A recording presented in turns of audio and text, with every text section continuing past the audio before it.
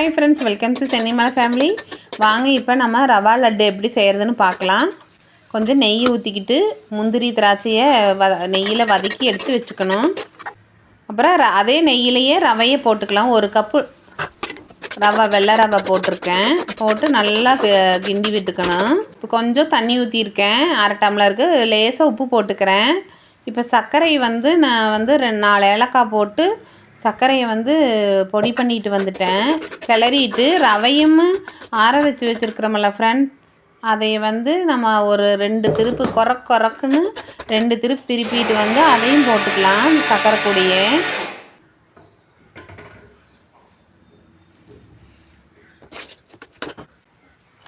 இப்போ அந்த வறுத்து வச்சுருக்கிற முந்திரியும் திராட்சையும் போட்டுக்கிறேன். நல்லா இப்போ கிண்டுன்னு கிண்டி விட்டுக்கங்கண்ணா.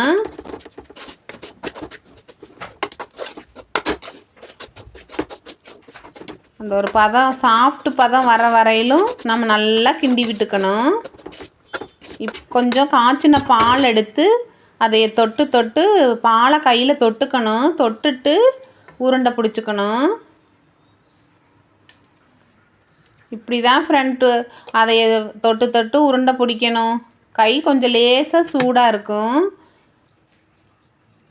ரொம்ப சூடாக இருக்கையில் கை வச்சிடாதீங்க. இப்படியே பாலை தொட்டு உருண்டை பிடிச்சி வச்சுக்கணும்.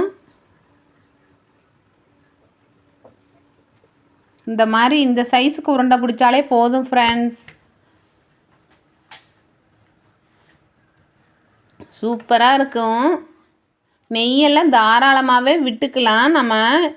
இருந்தாலும் நான் கொஞ்சம் அளவாக தான் ஊற்றிருக்கேன். எல்லா உருண்டைகளையும் பிடிச்சி வச்சுக்கலாம். 1 கப்பு ரவைக்கு 1 கப்பு சர்க்கரை போட்டிருக்கேன். 4 ஏலக்காய் போட்டிருக்கேன். இனிப்பு கரெக்டாக இருக்குது. உருண்டை பிடிச்சாச்சு. இந்த மாதிரி ஒரு வாட்டி செஞ்சு பாருங்கள் ஃப்ரெண்ட்ஸ். நான் இப்படி தான் செய்வேன். நீங்கள் எப்படி செய்வீங்கன்னு கமெண்ட் பண்ணுங்கள்.